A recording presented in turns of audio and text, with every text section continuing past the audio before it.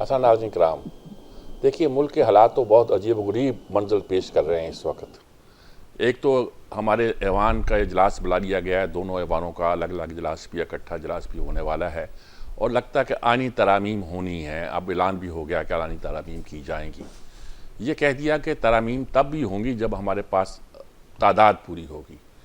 तो इससे ये भी लगता है कि तादाद पूरी करने की कोशिश की जा रही है और वो कोशिश कामयाब होगी तो ऐलान किया गया कि तादाद पूरी हो रही है। ख्वाजा आसिफ तो कह दें तादाद पूरी हो गई है और अब इशारे आ रहे हैं कि ये जो सारा अमेंडमेंट हो रही है ये जुडिशरी के हवाले से है। जुडिशरी हवाले से ये है कि शायद चीफ जस्टिस का ओहदे की मुद्दत जो है, या तमाम जजेस की ओहदे की मुद्दत जो बढ़ा दी जाए, 65 साल के बजाय 68 साल कर दी जाए। हाई कोर्ट के जज की उम्र 62 की बजाय 65 साल कर दी जाए। दूसरे ओहदों की मुद्दत भी बढ़ा दी जाए और इसके साथ ये भी कर दिया जाए कि चीफ जस्टिस के तकर्रुर के लिए लाजमी नहीं कि सीनियर मोस्ट आदमी को चुने। जिस तरह आर्मी में आता है कि 4-5 लोगों के नाम आते हैं, उसमें जो हुकूमत जो है किसी एक आदमी का इंतखाब कर लेती है, इसमें यह हो कि 4-5 पैनल को सुप्रीम कोर्ट पेश करे और हुकूमत किसी एक को चुन ले। इस तरह की बहुत सी बातें हो रही हैं जो बहुत शिद्दत से जारी है। दूसरा PTI का लहजा जो है बहुत शिद्दत इख्तियार करता जा रहा है। आज अदालत का भी एक फ़ैसला आ गया है। उन 8 जजों ने जिन्होंने फैसला दिया था, PTI को एक उनके अरकान को कह दिया था कि ये दोबारा हल्फ उठा सकते हैं कि हम गोया अब वो सुन्नी इत्तेहाद वगैरह जो भी नाम था उसके मेंबर नहीं हैं, अब फिर हम तहरीक इंसाफ के मेंबर हैं। हमारा उस हल्फ को गलत समझा जाए, नए हल्फ को दुरुस्त समझा जाए। और कुछ लोगों के ख्याल में ये आइन को, कुछ शिकों को मुअत्तल करने के मुतरादिफ है। ये दूसरा फैसला आया जिसके बारे में कहा जा रहा है कि आइन की तशरीह करते हुए आइन को एक तरह से मुस्तरद कर दिया गया है, रद्द कर दिया गया उसकी कुछ शिकों को। एक पहला फैसला जो पंजाब की हुकूमत के बारे में आया है, दूसरा ये फैसला। बहरहाल बड़े सख्त अल्फाज में जजों ने कहा है, उन्होंने भी स्टैंड दिया हुआ है। उन्होंने कहा है कि खामखा आप इस पर कन्फ्यूजन डाल रहे हैं और इलेक्शन कमीशन को उसकी भुगतना पड़ेगा। गोया वो भी धमकी दे रहे हैं एक बड़े अदारे को, इंडिपेंडेंट ऑटोनमस अदारे को। एक इंटरप्रिटेशन का मसला है। आपने खुद कहा था इंटरप्रिटेशन हमसे मांग लीजिए, अब मांगी है तो आप साफ जवाब दीजिएगा। और अब पार्लियामेंट भी खड़ी है, वो भी कानून साजी कर रही है। एक तरफ पार्लियामेंट है, एक तरफ अदालत है, तीस तरफ हमारी PTI है। वो कभी कहती है हम उनसे बात करें, कभी कहती नहीं बात करेंगे। अली मीन गड्ढापुर साहब की तकरीर वो आपके सामने है। कुछ कहते हैं कि वो तो आदमी ही एस्टेब्लिशमेंट के हैं, उन्हीं के यहाँ लगाए हुए पौधे हैं। वो कहते हैं अफगानिस्तान से बात करूँगा, कभी कुछ कहते हैं, कभी कुछ कहते हैं। सूरत हाल क्या है और ये नक्शा पैदा हो गया है। अब बानी PTI ने उनकी हमायत भी कर दी है। वो चीफ जस्टिस के खिलाफ भी बोल रहे हैं, ट्वीट कर रहे हैं शायद, और वो आर्मी चीफ के खिलाफ भी कर रहे हैं। और दोनों के साथ उनका मामला पर्सनल बन गया है। चीफ इलेक्शन कमिश्नर के भी आप खिलाफ हैं, चीफ जस्टिस के भी आप खिलाफ हैं, आर्मी चीफ के भी आप खिलाफ हैं। हुकूमत के साथ आप बात करने को तैयार नहीं हैं, तो फिर आप क्या चाहते हैं? सिर्फ यही चाहते हैं कि आपको इक़्तिदार दे दिया जाए और उसके बाद जिस तरह भी आप चाहें उसको लेकर आगे बढ़ें। बहुत सारे मसाइल हैं जो पैदा हुए हैं। हमारे साथ इस वक्त हफीजुल्लाह नहई साहब मौजूद हैं। उनकी बड़ी बेबाक किस्म की गुफ्तगू तो आप सुनते रहते हैं। मैं कई वजूह की बुनियाद पर उन्हें माहिर इमरानियात कहता हूँ। इस सब्जेक्ट पर उससे ज़्यादा बेहतर जानने वाला शायद ही कोई मौजूद हो। बहुत अच्छी तरह वो इमरान खान को भी जानते हैं, कज़न तो हैं ही हैं और भी रिश्ता बहुत करीबी है उनका, लेकिन उसके अलावा जितना एक लंबा अरसा उनके साथ गुजारा है, वो उनकी साइकी से भी वाकिफ़ है, मुल्क के हालात से भी वाकिफ़ है, मामलात को भी समझते हैं। इस सूरत हाल का भी उन्हें अच्छी तरह इदराक है। उनसे मैं सबसे पहले उनसे पूछना चाहूँगा कि वो इस सूरत हाल का तजिया क्या करते हैं। हफीजुल्लाह नहई साहब, अस्सलाम वालेकुम। वालेकुम सलाम मीर साहब। क्या तजिया करते हैं? सारा नक्शा मैंने जो सवालात पैदा हो सकते हैं वो आपके सामने रख दिया दिल खोल के। अब आप बताइए, कुछ पता चले कि क्या, कहाँ खड़े हैं हम, क्या सूरत हाल है, क्या आप समझते हैं क्या होने वाला है? मीर साहब बहुत बहुत शुक्रिया। असल में कौमों की जिंदगी में ऐसे मोड़ कम आते हैं जी, जहाँ सवालात तो बढ़ते जाते हैं लेकिन उनके जवाब अव्वल तो होता ही नहीं है, और अगर बनाने की कोशिश भी करें या उसका कोई सियासी आप जो है तजिया या पॉलिटिकल जायजा जो है निकालने की कोशिश करें तजिए की बुनियाद पे, तो वो भी तकरीबन हम जो है मेरा ख्याल है कि उसके अंदर भी बेशुमार सुकम रह जाने का इम्कान होता है। ठीक है। अब हम जो जिस जगह खड़े हैं इस जगह कोई फिर मैं दोहराऊंगा कि कौमें जो होती है मीसा उनके अरूज और सवाल की कहानी है, मुझसे ज्यादा आपकी तारीख सियासत में नजर है, डॉक्यूमेंटेड हिस्ट्री आपने सारे दुनिया में जाके फंसे पढ़ रखे हैं, सियासत पढ़ रखी है, चाहे 3000 साल पुराने या रिसेंट 300-400 साल पुराने या 200 साल पुराने, कोई कौम जो है ना तो ये पलक झपकते अरूज पे पहुंचे ना बर्बाद होती है। ये एक मेहनत शाखा होती है, एक अरसा दराज आप उसके ऊपर काम करते हैं और उसकी वही काबिशें होती हैं। अगर अच्छी काबिशें हैं तो चीन की तरह 76 साल के अंदर आप जो है जो 20 ट्रिलियन डॉलर की इकॉनमी बन जाते हैं, हिंदुस्तान की जगह की तरह 5 ट्रिलियन डॉलर की इकॉनमी बन जाते हैं। गुर्बत से अट्टे पट्टे दोनों मुल्क 70 साल पहले, यहाँ पे लोग जो थे सड़कों पे और हम पिक्चर देखते थे कि लोग कहीं कहीं जो ऐसे पड़े होते थे बिल्कुल करोड़ों की तादाद में। तो अब और ना ऐसा होता है कि जैसे हमने देखा है कि हमारे साथ जो कुछ हुआ 1971 के अंदर, हमारा एक जोल्ट लगा, उसने हमें बिल्कुल काट के रख दिया, हमने सबक नहीं सीखा।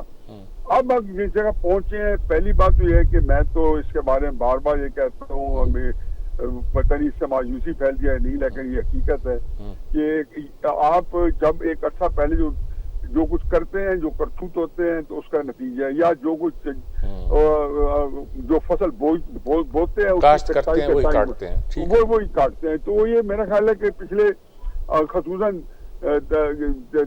8-10 सालों से 2014 के धरने चलो ले लें, तो ये 10 साल के बाद ये इसके पास फैसला था, सीपैक आ चुका था कि हम या उसी सीपैक को पकड़ के और पॉलिटिकल स्टेबिलिटी ला के और आसमान में पहुंच जाते या जहां पे पहुंचे यहाँ पहुंचे। फिर उसके बाद एक और भी फार्मूला जो है, एक लाइनर ले लें कि कोई कौम दुनिया में, कोई कौम ऐसी नहीं है कि जो सियासी अदम इस्तेकाम के शिकार हो और वो मुआशी तौर पे उसकी हालत अच्छी हो, और या कोई मिसालें बेशुमार है, प्रोग्राम मुकम्मल नहीं हो सकता, हम इसको वाइंड अप करते हैं।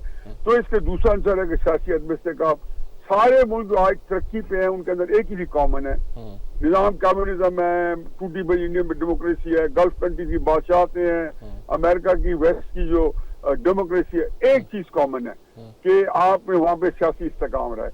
अब सारी चीजें महरूम है। अब आ जाए जो आजकल के हालात, ये तो ऐसा है कि जी फायर फाइटिंग हो रही है, कितना कुछ भस्म हो चुका है, कितना कुछ नहीं। अभी तक तो ये भी नहीं पता कि ये जो आग बुझाई जा रही है ये बुझ भी पाएगी या नहीं पाएगी, और आया सबको खाकसर कर या हम उसको आधे में काबू करके उसके बाद हम नुकसान का तखमीना लगाएंगे। ठीक, बाकी चीज जिमनी है। ये जितना आपने यहाँ दो चीजें अहम है मेरे नजदीक। आल्दो इस वक्त अदालती जो आपने अभी क्या असेंबली में तरामीम है, लेकिन ये होता है जिसे अंग्रेजी में कहते हैं मोमेंट टू मोमेंट जिंदा रहना, एक लम्हे से दूसरे लम्हे तक, यानी कि आप जो है ना, जो अभी मैंने कहा फायर फाइटिंग। अब अगर फर्ज, लेकिन मेरे नजदीक अहम ये नहीं है, अहम ये है कि जो इमरान खान साहब की सियासत जो मुल्क में बड़ी इस वक्त मजबूत सियासत है उनकी, तो आया वो लास्ट कर पाए, लास्ट नहीं मतलब उसका क्या बंदोबस्त किया जा रहा है।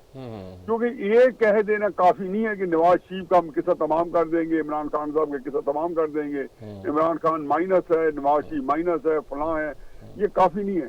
अमलन बदला हम तो सोई जब नवाज शरीफ को माइनस किया जा रहा था तो देख रहे थे कि जब तक माइनस होगा पाकिस्तान का क्या बनेगा, कितना कुछ हम नुकसान करेंगे, कितना कुछ नहीं करेंगे। अब इमरान खान है तो अभी तक उसने जो कुछ इकदाम किए हमारी एस्टेब्लिशमेंट नहीं किए, तो वो मेरा ख्याल है कि नाकाफी भी थे और लेट भी थे। एक दूसरी बात यह कि जिन गुनाहों पे उसको सजा कड़ी मिल जानी चाहिए थी, वो इनके पास उस गुनाह को सजा देने का कोई जिसको कहना चाहिए कि वो जो प्रॉपर जो शहादतें या कानून या उसकी गिरफ्त में नहीं ला सकते थे। तो अब जो है कि चूहे अब जल्दी में है, तो 2-3 हफ्ते में मैं तो कह रहा हूँ कि अल्लाह खैर करे, सितंबर गुजर जाए। अब जब ये वारदात करेंगे, इमरान खान साहब का जो है आखिरी जो उनको फैसला करना है, जो भी करना है तो कर देंगे, तो पता चलेगा कि आया हमारे जो पाकिस्तान का सियासत का या पूरे मुमलिकत का ऊंट किस करवट बैठता है। मेरे लिए हकीकत इस वक्त ये तयन करना बड़ा मुश्किल है। सुप्रीम कोर्ट के फैसले मेरे लिए असेंबली की तरामीम अहम नहीं है, क्योंकि बंदियाल ने फैसला किया कि इलेक्शन नहीं कराए गए। अब ये जब आज सुप्रीम कोर्ट के फैसले तफसीली आए हैं तो वो उससे उससे पहले वो काम हमें चला लिया है। वो मेरे ख्याल इस सीट को इसलिए रोकना चाहते होंगे कि किसी तरीके से ज्यादा शोर ना बचे, ज्यादा ना हो, मतलब कि शोर शराबा तो हो लेकिन जो जितना है इतना हो, इसमें इजाफा ना हो। और दूसरी तरफ पर क्या किया जाए जी, अब तो किसके हाथ पे अपना लहू तलाश करूं। नहीं, ये बात तो आप दुरुस्त कह रहे हैं, लेकिन मसला ये है कि इसमें कुछ सूरत पैदा हो रही है कि आपने बिल्कुल दुरुस्त कहा कि जब फैसला होगा तब तय होगा हम किधर जा रहे हैं। आपको क्या होता दिखाई दे रहा है? ये तो जी ये खासतौर पर फैज हमीद की गिरफ्तारी के बाद और इनकी बड़ी सख्त स्टैंड लेने के बाद चीफ जस्टिस के खिलाफ भी, आर्मी चीफ के खिलाफ भी, चीफ इलेक्शन कमीशनर के खिलाफ भी, पॉलिटिकल पार्टियों के खिलाफ भी, तो क्या क्या होने जा रहा लगा आपको, क्या लगा है? देखिए जी मीर साहब, मुझे नहीं पता कि मैंने आपका मुझे नहीं मालूम कि मैंने फैज हमीद साहब की गिरफ्तारी के साथ के बाद आपके साथ प्रोग्राम किया या नहीं किया, लेकिन मैं पहले दिन दूसरे दिन फैज हमीद साहब की गिरफ्तारी के बिल्कुल यकसू होके एक बात मैं बताता जो कहता रहा हूँ कि मैं ये मानने पर तैयार ही नहीं हूँ, बल्कि इदारे के लोगों से मेरी मुलाकात हुई तो मैंने उनको भी अर्ज की 10 बस्ता कि मैं ये मानने पर तैयार ही नहीं हूँ कि फैज हमीद पोस्ट रिटायरमेंट के बाद जो आप चार्जशीट लगा रहे हैं वो करते रहे होंगे या उनकी हिम्मत कर सकते हैं, सवाल ही पैदा नहीं होता। हमारे यहाँ इतना फौज के अंदर निजाम इतना सख्त और कड़ है कि यहाँ पे हमने देखा जी बड़े बड़े जर्नैल जो है जो अभी हाजिर सर्विस थे, वो जनरल जयाउद्दीन भट्ट से लेके और जनरल रिजवान जो ISI चीफ था जिसे बाजवा है, नाम निशान मिट गया, कभी उनका नाम सुनने में नहीं आया। जयाउद्दीन भट्ट साहब जो थे जिनको 4 स्टार जनरल बना दिया गया था, उनका क्या हुआ? तो चुनाचे फैज हमीद ने जो कुछ किया होगा मेरे नजदीक वही डिकॉय था। दिसंबर 2022 में उनके साथ यही मामला तय हुआ होगा कि आप हमें इमरान खान अंडू करके दें। अब वो कर सके नहीं कर सके उसमें तो और वो क्या क्या करना था, क्योंकि इस दौरान इमरान खान साहब की जो सियासी जो स्टॉक्स हैं, जो पॉलिटिकल स्ट्रेंथ है वो और बढ़ गई है। अब इस फैज हमीद साहब जो हैं वो अगर उनके पास कोई ऐसी शहादतें हुई या उन्होंने इस तरीके से किया कि मैं समझता हूँ जेल का जो हमला था इनमें भी ज्यादातर बंदे ही होंगे जो एजेंसियों के अपने बंदे होंगे, चाहे वो डिप्टी सुप्रीडेंट हो या वो। ये मैं मानने पर तैयार नहीं हूँ कि पाकिस्तान के अंदर ये हालात नहीं हो गए कि कोई बंदा को पता हो कि यहाँ पे हमारे जैसा बंदा जो पूरी जिंदगी साजिश के खिलाफ लड़ता रहे, हम भी अपना नाप तोल करके आगे बढ़ते हैं। जो समझते हैं जी हमने उनको कभी खाते में नहीं लाए और बावजूद है कि हमारी जान हथेली पे रही है मुखालफत करके, मैं तो भुगत चुका हूँ और हकीकत जान हथेली पे होती थी, लेकिन खाते में तो उसमें भी मुझे पता है कि कितने हमें पता होता था लिमिटेशन है, ये करेंगे ये नहीं करेंगे, ये किया तो जो है फिर कई बच्चे बचेंगे नहीं। तो फैज हमीद साहब जो है, to cut the story short, वो उनके पास स्क्रिप्ट होगा और मीसा मार्क में बांट, अगर उनके पास स्क्रिप्ट है तो फिर मत भूलें कि इमरान खान साहब के बच्चे की गुंजाइश बनती है।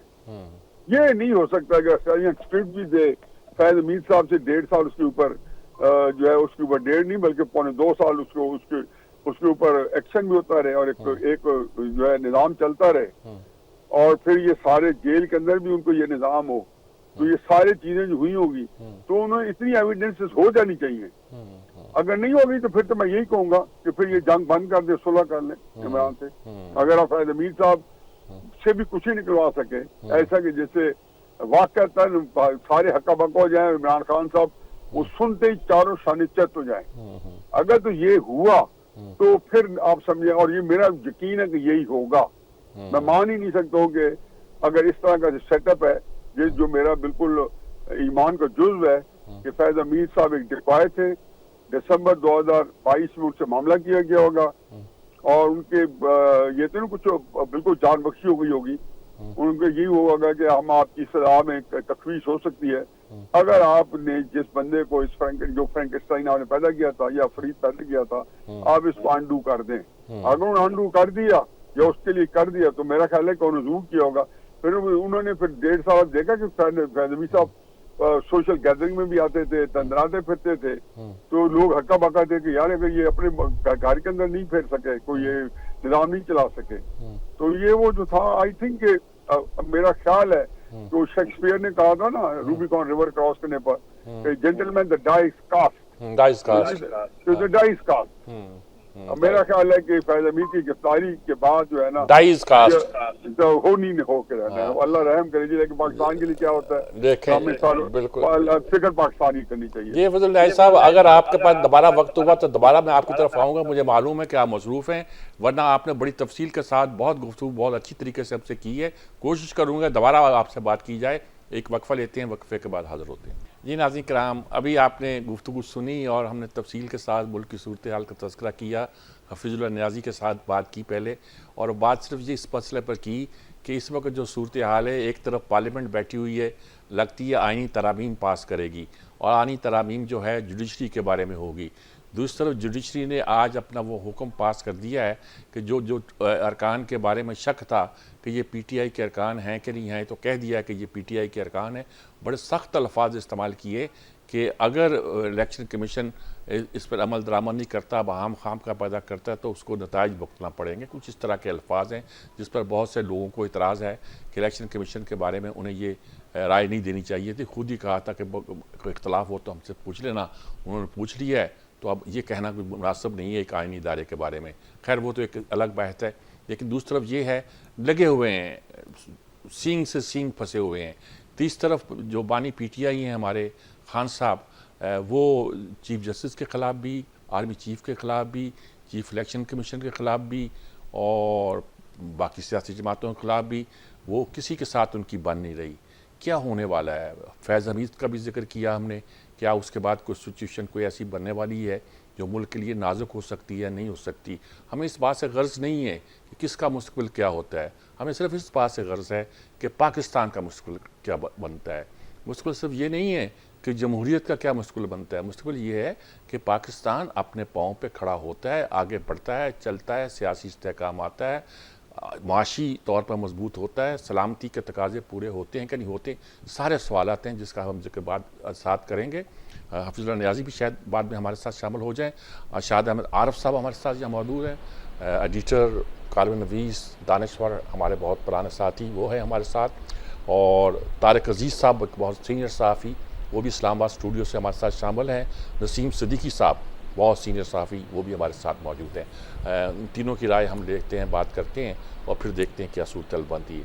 और शाहिद आरफ साहब, आप शायद साहब बताइएगा कि ये सारा नक्शा है क्या? मुझे कुछ इस पर कोई गर्ज नहीं नज़र आती कि हम कौन जीतता है कौन हारता है। पाकिस्तान जीतता है कि नहीं जीतता, ये बताइएगा मुझे।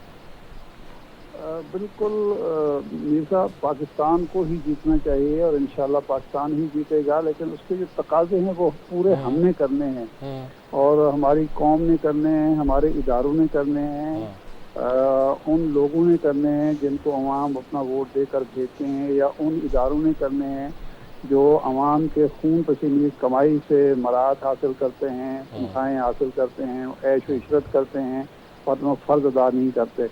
कुरान मजीद में मीर साहब मैं थोड़ा सा हवाला दूंगा। कुरान मजीद में एक कौम को सबसे बदतरीन कौम बयान किया गया है और उसका तफसील से जिक्र है, बार बार जिक्र होता है। वो कौम बनी इसराइल है जो हीला जोई करती थी, बहाने साजी करती थी और कोई काम जब उसको हुक्म मिलता था तो उस पर वो सरे तस्लीम खम नहीं करती थी, बल्कि हीले बहानों से टालने की कोशिश करती थी। आज का जो फैसले का आपने जिक्र किया है, देखिए अगर उस फैसले में जो 12 जुलाई का फैसला था कोई इबहम होता तो इलेक्शन कमीशन उन 39 अरकान को डिक्लेयर ना करता पीटीआई का मंबर जिन्होंने हल्फनामे दाखिल किए थे। जब उनके हल्फनामे माने गए तो वो हल्फनामे जो दाखिल किए गए थे वो भी कराए गए थे, उनके सर्टिफिकेट भी जमा कराए गए थे गौहर अली खान साहब और उमर अयूब साहब की तरफ से।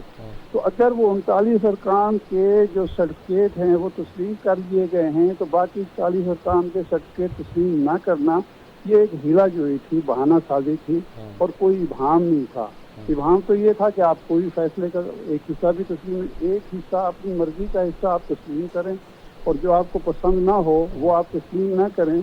तो ये एक इल्तबास होता है, एक इबहम होता है, एक खामखा मामले को पेचीदा बनाना होता है। और आज के फैसले में उसकी वजाहत की गई और कहा गया है कि ये आप जो कुछ कर रहे हैं ये सिर्फ मामले को टालने की कोशिश है, फैसले को गैर मौसर करने की कोशिश है और इसके जरिए आप इनकार कर रहे हैं फैसलों को मानने से। तो ये काम कम अज कम इलेक्शन कमीशन ऑफ पाकिस्तान को नहीं करना चाहिए था। हुकूमत अगर करती है तो उसका तो बेनिफिट है। शाह साहब, लेकिन इन्हीं बेंच ने ये कहा था कि अगर किसी कोई इबाहम हो तो हमसे पूछ लीजिएगा, तो मैंने अर्ज किया ना कि लेकिन पूछने के भी कोई 1 महीना के बाद जवाब दे रहे हैं। वो तफसीली फैसला अभी तक कोर्ट ने जारी नहीं किया है। मैंने जो अर्ज किया अदालतें भी तो हमारा कुछ अगर इबाहम होता तो 39 नहीं, ये तो होता या ना होता ये तो अलग बात है, लेकिन जब तो नहीं है ना, जब आप कहते नहीं, ये तो हम कह रहे हैं नहीं है, लेकिन अगर उन्होंने पूछ लिया तो क्या जुल्म कर दिया? खुद कहा था पूछ लेना ना। हाँ। गलत किया कि कुरान मजीद में कहा गया है कि अपनी मर्जी की चीज को मानते हैं और जिस मर्जी ना उसको नहीं मानते। भाई अगर वो इबाहम होता तो वो फैसले को आप पूरे फैसले पर ही आप वजाहती जो है ना अपील करते कि जी हमें तो ये समझ नहीं है आपका फैसला।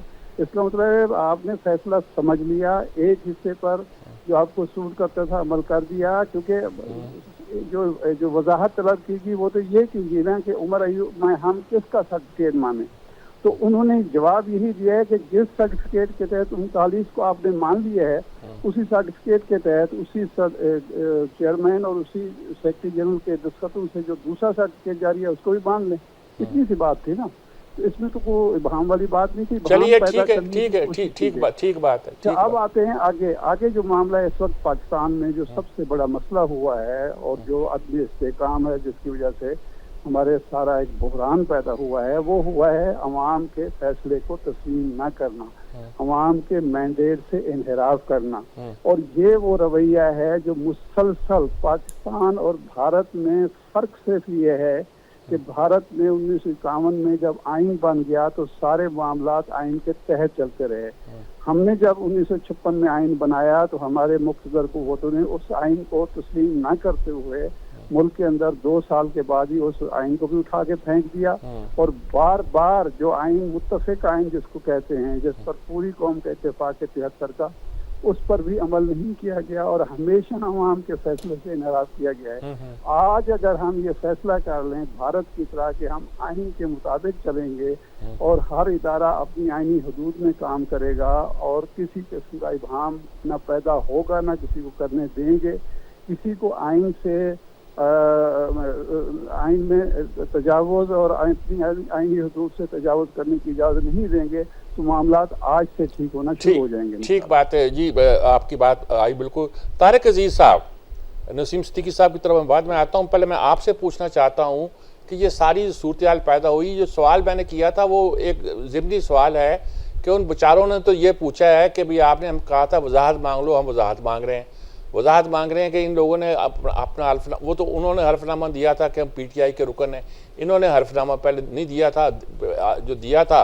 अब आप बताइए क्या, बहरहाल जो भी कन्फ्यूजन है, हम कई बार कुछ लोगों का कहना है कि आइन की तशरीह इस तरह करते हैं कि आइन की कुछ शिकों को रद्द करते हैं फिर तशरीह करते हैं। पहला फैसला भी आया था, मैं इस पर गुफ्तगू नहीं करता, मैं कहता हूँ खड़े कहाँ हैं। बानी PTI भी ट्वीट कर रहे हैं, आर्मी चीफ के खिलाफ भी कर रहे हैं, चीफ जस्टिस के खिलाफ भी कर रहे हैं, चीफ इलेक्शन कमीशन के खिलाफ भी कर रहे हैं, पार्लियामेंट के सियासी जमातों के खिलाफ भी कर रहे हैं। किसको माने फिर हम? यानी स्टेट में कोई चीज़ भी ऐसी नहीं जो आपको एक्सेप्टेबल है, तो सिर्फ आप ही अपने लिए एक्सेप्टेबल हैं। तो ये भी तो एक सवाल है, मैं नहीं कर रहा है सवाल, लेकिन एक सवाल बनता है, तो ऐसी सूरत में क्या करेंगे? जी बिल्कुल, इस तरह से जो ट्वीट्स किए बानी PTI के जो चेयरमैन साहब ने, तो वो इंस्टीट्यूशन के खिलाफ इस तरह से कोई मसले का हल नहीं होगा, एक क्राइसिस में मजीद इजाफा होगा। आज जो सुप्रीम कोर्ट का भी जो फैसला है इससे भी एक क्राइसिस एक हो गया है, क्योंकि इन्होंने आइनी तरमीम के लिए नंबर ऑफ गेम जो है मौलाना को मिला के 224 का तकरीबन इन्होंने अपना कर लिया था, लेकिन अब वो जो आज़ाद अरकान है वो आज़ाद नहीं है, वो PTI के चूँकि हैं इसलिए तो वो वोट नहीं कर सकेंगे। तो हुकूमत को एक और मुश्किल का सामना है। यकीनन मुश्किल जो हुकूमत जो अपने क्राइसिस से निकलना चाह रही थी, वो समझ रही थी कि अदलिया की तरफ से जो रुकावटें हैं वो दूर हो जाएंगी, तो ऐसा नहीं होगा। अब और ये मजीद जो है हम मुल्क क्राइसिस में खड़ा हो जाएगा। तो इस तरह से जो एक खास जमात की तरफ से जो इंस्टीट्यूशन के खिलाफ, आर्मी चीफ के खिलाफ ट्वीट्स मुसलसल चल रहे हैं, तो ये इसका और गंडापुर का बयान भी आप उनका भी सीएम का जो बयान आपके सामने आया, तो ये सारे जो मसाइल हैं इसकी वजह से एक मुल्क के लिए कोई अच्छी बात नहीं निकलेगी। मुल्क के इसका जो है खमियाजा आवाम को, आम आदमी को भुगतना पड़ेगा, जो आम ऑलरेडी क्राइसिस में मौजूद हैं। अभी ये एक गुड न्यूज़ ये थी कि IMF ने हमें पैसे देने के लिए जो बोर्ड के इजलास कर लिया है, तो थोड़ा सा इस्तेहकाम की तरफ पाकिस्तान जाने लगा था। लेकिन आज के फैसले के बाद जो है अदम इस्तेहकाम के मजीद पैदा होगा और मुल्क जो है वो अपनी जो उसकी एक पॉजिटिविटी की तरफ जा रहे थे, तो फिर एक क्राइसिस खड़ा कर दिया है। अब इसका नुकसान किसको होता है, फायदा किसको होता है, बेनिफिशियरी कौन होता है, बेनिफिशियरी कौन नहीं होता। लेकिन यहाँ अपने पाकिस्तान के मफाद को नहीं देखा जा रहा था, अपनी लड़ाइयाँ लड़ी जा रही हैं, जिसका यकीनन मुल्क को बड़ा नुकसान होगा। दुनिया हमारी तरफ देख रही है। हमने लोगों से IMF के बाद बाकी लोगों से भी जो है जो कमिटमेंट हुई थी, तो वो भी इसी वजह से रुकी हुई थी कि जब IMF पैसे देगा तो फिर UAE देगा, सऊदीया देगा, चाइना देगा, कोई भी देगा। तो इस सूरत हाल में पाकिस्तान एक ठीक ट्रैक पे कुछ चढ़ गया था, एक मुआशी तौर पर खुद ठीक होने लगी थी चीज़ें। लेकिन आज के इस फैसले ने सारा कुछ रिवर्स करके रख दिया है। अब हुकूमत आगे क्या कहती है, उनकी क्या हिकमत अमली होती है, तो वो तो कल पता चल जाएगा। लेकिन अब एक बात जो है मुझे मेरे इल्म में है, तो अब कल जो संडे को भी कौमी असम्बली का और सेनेट का इजलास दोनों रखे गए हैं, तो उसमें जो है अब शायद आईनी तरमीम तो पेश न की जा सके, 2/3 मेजॉरिटी हुकूमत के पास नहीं बन रही, लेकिन जजेस की तादाद में इजाफा करके सुप्रीम कोर्ट में जो है हुकूमत अपने हामी जजों की तादाद में इजाफा कर सकती है। तो उसके लिए आइन में तरमीम की जरूरत नहीं है, वो सादा अक्सरियत से होगी। तो लिहाजा 17 जजेस से 23 जज हो जाएंगे। तो पहले स्टेप के ऊपर हुकूमत जो है कल मेरे ख्याल में फौरी तौर पर जो है सुप्रीम कोर्ट में जो है अपनी हिमायत याफ्ता जजों की अक्सरियत हासिल कर लेगी। इसके बाद आगे कोई आईनी एक्सपर्ट, उनकी कानूनी टीम बैठी हुई है। आज ही वज़ीर आज़म नसीर तारा साहब से बात हुई, ख्वाजा आसिफ से बात हुई, तो उन्होंने कहा इसके ऊपर हम अपना देखेंगे, आईनी तरीक़ाकार देखेंगे, मशावरत करके आगे क्या होता है। जी ठीक बात जी नसीम सिद्दीकी साहब, सारी गुफ्तगू आपने सुनी, दोनों पहलुओं पे गुफ्तगू सुनी, शाह साहब की भी, इरशाद आलम साहब की भी, और आपने तारिक अजीज साहब की भी। ये दो एक रुख सामने आए हैं। हफीजुल्लाह नियाज़ी साहब की गुफ्तगू तो आपको मैं सुनवा नहीं सका। तो मिर्जा मैं तारिक अजीज साहब की बात मैं नहीं सुन सका, मुझे आवाज़ नहीं आई। अच्छा ठीक है, दोबारा आपकी तरफ हम आते हैं तो मैं उसको मुख्तसर बता दूंगा जी। शाह साहब को सलाम हो। जी शाह साहब आपको सलाम कह रहे हैं वो जी। नसीम सिद्दीकी साहब, अब आप क्या कहते हैं? आपके लिए तो मैदान बड़ा बिल्कुल साफ है, क्या कहेंगे आप इस मामले में? मसला बड़ा नाजुक बन गया है जी। जी मैंने हफीज साहब की भी बातें सुनी थी, उनकी आवाज आ रही थी, बाकी मेहमान देखिए मेरी बात सिंपल सी है। अभी जिस तरह मेरा बड़ा अच्छा दोस्त है तारिक अजीज, बड़ा मेहनती रिपोर्टर है, इसने बात की IMF की।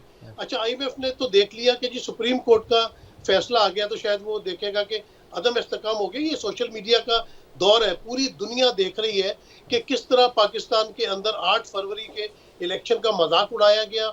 फार्म 45 पे जो जीते थे उनको हराया गया, फार्म 47 के ऊपर गए, फिर 9 मई का वो देख रहे हैं कि किस तरह मुकदमात को चलाया गया। अभी तक किसी का कोई फैसला नहीं हुआ। तो सियासी इस्तेकाम तो आपने खुद खराब किया हुआ है। इमरान खान के हाथ में तो कुछ नहीं है ना, वो तो जेल के अंदर बैठा है। और सबसे बड़ी बात ये आती है कि जेल में बैठा है तो वो ट्वीट वहां से कैसे कर रहा है। ये तो बहुत बड़ा इल्जाम जो है वो एजेंसियों के ऊपर या जो जिम्मेदार है उनसे पूछा जाए ना कि ट्वीट वहां से हुआ है या किसी और ने किया है। और दूसरी बात ये कि जिस तरह हम अपने जितने भी मामलात को लेके आगे चल रहे हैं, दुनिया उसको देख रही है। वो कहते हैं ना कि पत्ता पत्ता बूटा बूटा हाल तुम्हारा जाने है, जाने ना जाने गुल ही ना जाने बाग तो सारा जाने है। जैसे आप बात कर रहे थे अभाम वाली के, सुप्रीम कोर्ट ने कहा कि जी अभाम है, आप हमसे पूछ लिएगा। तो इसमें तो कोई, इस बात में तो कोई अभाम नहीं ना कि जब आप खुद पार्टी के चेयरमैन को चेयरमैन लिख के मुखातिब कर रहे हैं, जनरल सेक्रेटरी को मुखातिब कर रहे हैं, 39 लोगों को आपने जो है वो सर्टिफिकेट इशू कर दिया है। सारी दुनिया को पता है कि वो आजाद उम्मीदवार किसके थे, सिर्फ आपको ही नहीं पता है। बात तो ये कल्प्रेट तो इलेक्शन कमिश्नर और इलेक्शन कमीशन है, जिसने इस मुल्क के अंदर इतनी एनार्की फैलाई है। आइन की रूहगर्दानी वो करता है। जो वक्त पे 90 दिन के अंदर इलेक्शन करवाने चाहिए थे, हम उसको कुछ नहीं पूछते। जिस तरह धांधली से ये लोग इक़्तिदार के अंदर आ गए, उनको हम नहीं पूछते। जिन्होंने लंदन से बैठ के आर्मी चीफ के खिलाफ तकरीर की गुजरावाला में, उनको हम नहीं पूछते। मरियम नवाज जो है, ये तो आप पुरानी बातें शुरू कर रहे हैं। मैं तो अब का रोना रो रहा हूँ कि इस वक्त क्या आगे होने वाला है, कुछ ये रहनुमाई करें ना। देखिए मीर साहब, अभी मैं किसी और को ले आऊंगा, वो सारी की सारी दूसरी तकरीर शुरू कर देगा, दर्दे से शुरू होगा सन 14 के, और फिर एक कहानी, और ये तो इससे तो पाकिस्तान का मसला हल नहीं होता ना जी। इसलिए मैं किसी को कुछ नहीं रोकता, कुछ नहीं छेड़ता, रास्ता दिखाएं हमें। फिर से मुझे मौका दे बात जी कि जी। जिन कौम तारीख से नहीं सीखते फिर उनका यही असर होता है ना, जब सजा और जजा नहीं होगी। आप एक बात, आदमी जो है वो असेंबली में खड़े होकर तकरीरें कर देता है कि हमारी हड्डियों से गोश्त नोच लिया, उसको वजीर दफा बार बार बना देते हैं। तो जब आप खुद ही सबक नहीं सीख रहे तो मैं मौजूदा की क्या बात करूंगा। मौजूदा में भी आप देख लें कि कौन कौन सा हरबा पीटीआई या इमरान खान के खिलाफ इस्तेमाल नहीं किया गया, क्या उसके कोई नताइज निकल रहे हैं, गलती किधर से हो रही है। एक जेल में बैठा शख्स क्या सारे मुल्क को चला रहा है, या जो रियासत है वो मुल्क को चला रही। तो गलतियां तो रियासत से हो रही है, गलतियां तो हुकूमत से हो रही है, सुधार तो उधर होना चाहिए। चले जी, मैं दोबारा आता हूँ नसीब सिद्दीकी साहब आपकी तरफ। तो मसला ये हो गया कि एक तरफ रियासत है, हुकूमत है, हुकूमत नहीं रियासत का लफ्ज़ इस्तेमाल किया इन्होंने, और दूसरी तरफ जेल में बैठा हुआ एक शख्स है। क्या ये लड़ाई है? क्या पाकिस्तान की लड़ाई ये लड़ाई है? मैं असल सवाल ये पूछना चाहता हूँ, मैं इन झगड़ों पे पड़े बगैर जानना चाहता हूँ कि आगे बढ़ने का, मसले को हल करने का वो क्या तरीका है जी। दुनिया कह रही है जी कि पाकिस्तान गलत कर रहा है, IMF जो है वो हमें कर्जा नहीं देगा, तो भाई ये तो हम डूबेंगे ना। आवाम की हैसियत ऐसी होगी, मुल्क की हैसियत ऐसी होगी, उसकी बेहतरी किस में है मुझे नहीं मालूम। एक वक्फा लेते हैं, वक्फे के बाद हाजिर होते हैं जी। हफीजुल्लाह नैस साहब भी इस सेगमेंट में हमारे साथ शामिल हो गए हैं, उनसे भी गुफ्तगू करेंगे। शाह साहब, शाद आरिफ साहब से मैं सबसे पहले सवाल करना, जैसे शाह साहब मसला ये नहीं है जी कि कौन क्या कर रहा है, किसकी गलती है। ये सब गलतियाँ हम पिछले कई महीने से दोहरा रहे हैं, डिस्कस कर रहे हैं कि कोई इधर की साइड लेता है, कोई उधर की साइड लेता है, कोई उसको कहता है, कोई उसको कहता है।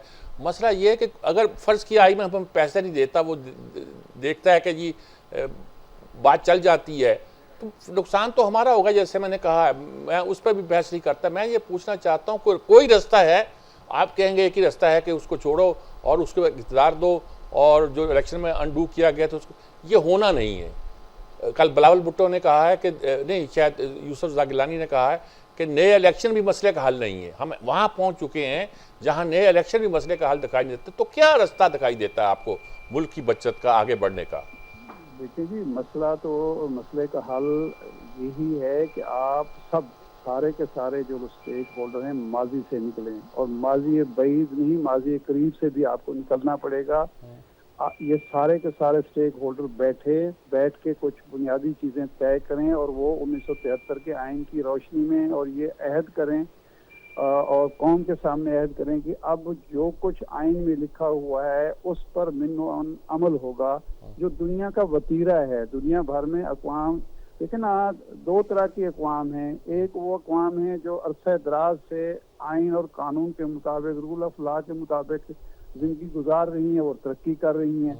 कुछ अक़वाम थी जो इससे इनहराफ करती थी, उन्होंने वो इनहराफ छोड़ दिया, वो भी तरक्की के रास्ते पर चल गई। अब चंद लोग रह गए हैं जो इसको मानना नहीं चाहते, इस पर अमल दरामद नहीं करना चाहते, और वो इन बहरानों का शिकार हैं। और फिर अगर ये बात है, नजर आ रही है, हम किसी जजीरे में नहीं रहते, तो हम उसकी तरफ आए। चलो जी, हो गई गलतियां। अभी मैं ख्वाजा आसिफ साहब की तकरीर सुन रहा था, यानी माजी का कैसे न किया जाए। वो फरमा रहे थे कि जनाब अयूब खान ने याया खान को आर्मी चीफ बनाया और उसने मुल्क तोड़ दिया। भाई क्या सच ये है या माजी का सच ये है? मुजीबुर रहमान जो था वो इंडियन एजेंट था, उसने मुल्क तोड़ने की साजिश तैयार की। याहिया खान और जुल्फ़िकार अली भुट्टो इस लिहाज से मुजरिम हैं कि वो उसके सहूलतकार बने। उन्होंने इक़्तिदार की हवस में उस अमल को आगे बढ़ाया, और आजकल तो कुछ लोग मुजीबुर रहमान को हीरो बना रहे हैं। जो हीरो बना रहे हैं वो गलत कर रहे हैं ना जी। तो ये मौसूफ भी तो यही कर रहे थे ना कि ये भी आधा सच बोल रहे थे, पूरा सच नहीं बोल रहे थे। अगर हम ये फंसे रहे कि 1971 में और 1988 में और 1990 में, तो फिर यही कुछ होगा। बेहतरीन हल यही है कि ये सारे के सारे बैठें, अपनी गलतियों का, इदारे भी अपनी गलतियों का एतराफ़ करें, सियासतदान भी अपनी गलतियों का एतराफ़ करें, और आइंदा के लिए जो कुछ आइन में लिखा हुआ है और आइन में लिखा हुए पर अमल दरामद करते हुए ये भी तय करें कि आइंदा आइन को अपनी मर्जी के मुताबिक, कवानीन को अपनी मर्जी के मुताबिक तोड़ा मरोड़ा नहीं जाएगा। ये नहीं होगा कि जब आइन किसी जगह पे हमारे हवस से इख्तियार में रुकावट बन रहा हो तो हम आइन को तब्दील करके रख दें, कवानीन को तब्दील करके रख दें, इदारों को तब्दील करके रख दें। ये हो जाए तो आसान काम है। और मैं भारत की मिसाल इसीलिए दी थी ठीक कि बात। हम इकट्ठे आज़ाद हुए, हम उनसे बेहतर पोजीशन में थे, हमारे यहाँ सियासी शऊर बेहतर था, लेकिन हम कहाँ पहुँच गए हैं और वो कहाँ के कहाँ पहुँच गए हैं। ठीक बात तो जी, इसलिए ठीक बात। हमें सीखना चाहिए हालात से। ठीक जी। हफीजुल्लाह न्याही साहब, अब मसला ये आन पड़ा है कि मुल्क कैसे बचता दिखाई देता है। आप भी एक कहते हो कि फैसला उस वक्त होगा जबकि फैज़ हमीद के मसले का एक दो टोक इसमें वो इमरान को पकड़ पाते हैं कि नहीं पकड़ पाते, कोई आखिरी नुक्ता पैदा होता है कि नहीं होता, उसके बाद ही कोई हम हतमी तौर पे बता सकेंगे कि मुल्क का क्या होने वाला है। गोया दो कुव्वतों की लड़ाई है, उस कुव्वत में जो कुव्वत जीतेगी वो बताएगी मुल्क का फैसला क्या होने वाला है। इसमें हम लोग क्या करें जी? ये कुछ इस तरह दिखाई देता है आपको जी? मीर साहब, मैं अगर बगैर लगी लिपटी करूँ ना तो ये आज अगर इमरान खान साहब को, नवाज शरीफ साहब को, जरदारी साहब को, एस्टेब्लिशमेंट को, सुप्रीम कोर्ट के चीफ जस्टिस को, सबको एक पेज पे ले आए ना, ये मुल्क को मुझे यहाँ से निकाल के दिखा दे।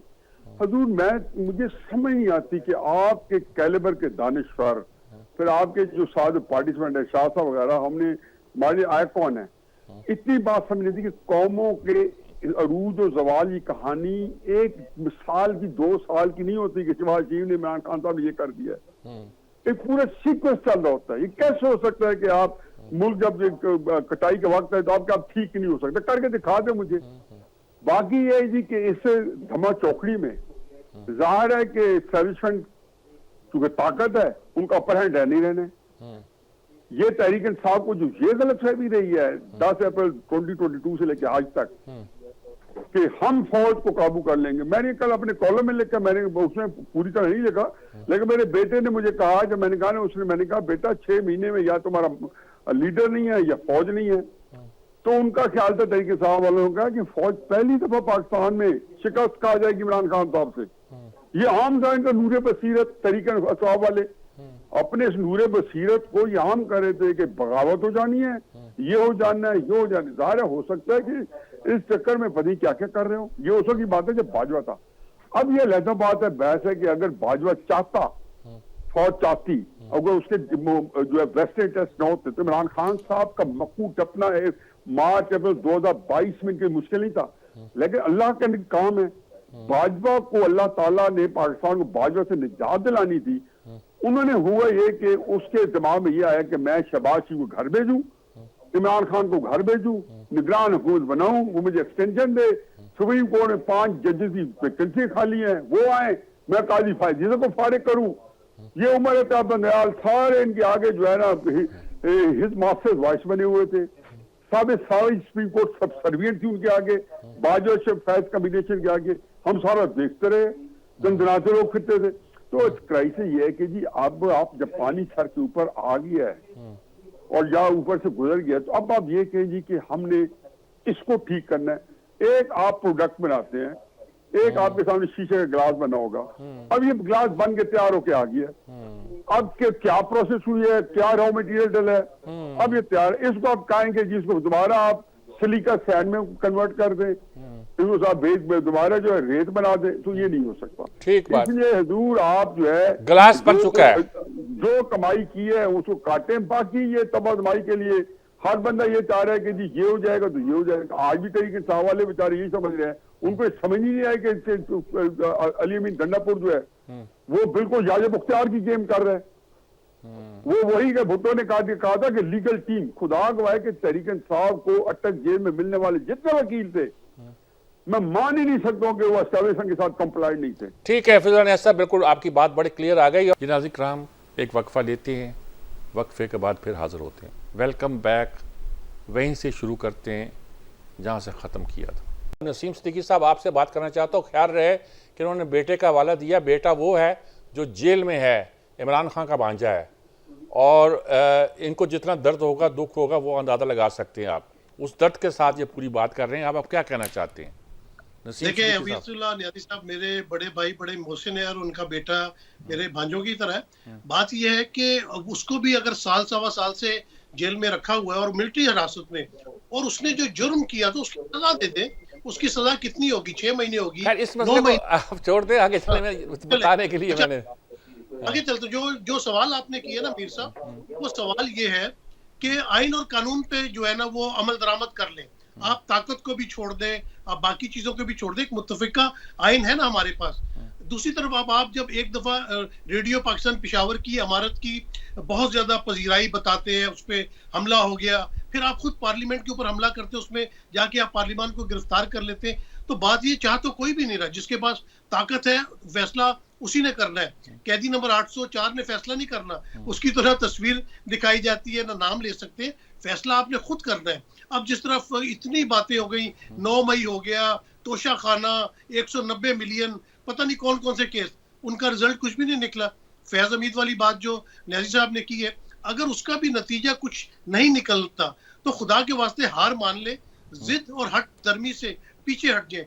आपने जो बात की आईएमएफ की, आईएमएफ ने ये नहीं कहा कि आपके मुल्क में सियासी अदम इस्तेकाम है तो इस वजह से हम आपको कर्जा नहीं देंगे। उन्होंने हुकूमत वक्त से कहा है कि जो 12 अरब 100 डॉलर लिए हुए आपने सऊदीया, चाइना से, यूएई से, उसको अब री रोल करवा ले, जो उनका सेफ डिपॉजिट्स है। तो ये तो हुकूमत का काम है ना कि उनकी जो लायबिलिटीज है। ठीक आपकी बात है, मतलब ये एक सियासी इक़्तिसादी मसला है जिसको इक़्तिसादी तौर पे हल होना चाहिए।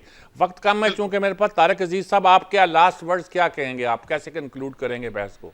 जी बिल्कुल, न्याजी साहब की बात को मैं आगे बढ़ाऊंगा कि गिलास बन चुका है। गिलास जो हमारा पार्लियामेंट मौजूद है, कौमी असम्बली भी है, सेनेट भी है, वहाँ पे तमाम पॉलिटिकल पार्टीज की नुमाइंदगी है, किसी कम है, किसी की ज़्यादा है, कौमी प्रेस, इलाकी जमातें भी हैं, कौमी प्रेस जमातें भी हैं, तमाम पॉलिटिकल पार्टीज हैं। और एक बड़ा अच्छा जो स्टेप ये हुआ है कि स्पीकर कौमी असम्बली ने 9 सितंबर के वाक़े के बाद एक मिसाक पार्लियामेंट के ऊपर कमेटी बना दी है।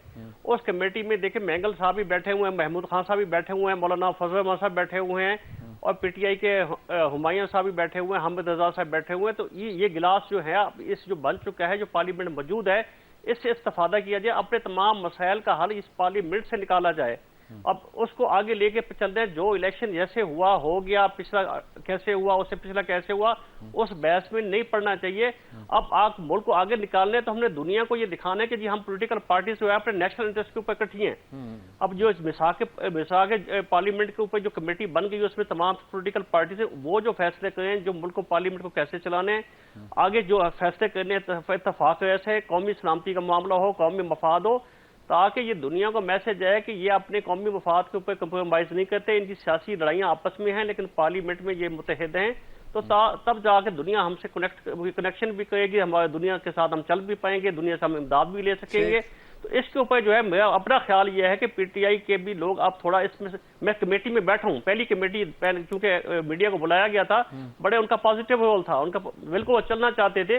इसी जज्बे को लेके आगे चलें और पार्लियामेंट के ही जरिए से आगे लेके चलें तो मुल्क ये अच्छी खबर दी इन्होंने कि पार्लियामेंट में जज्बा सबका अच्छा था, पीटीआई का, दूसरी जमातों का भी, और पार्लियामेंट के जरिए अगर हम आगे बढ़ेंगे, जमहूरियत भी मजबूत होगी, मुल्क भी मजबूत होगा, मुल्क में इस्तेहकाम भी आएगा, सियासी इस्तेहकाम भी आएगा, माशी इस्तेहकाम भी आएगा, सलामती के मसाइल भी हल होंगे, और यकीनी तौर पर पाकिस्तान को इन्हीं चीज़ों की ज़रूरत है। ये चीज़ें होंगी, पाकिस्तान आगे बढ़ेगा, हमारी मुश्किलात का हल भी मिलेगा और हम इस मुश्किल से निकल आएंगे। इजाज़त चाहता हूँ, अल्लाह हाफ़िज़।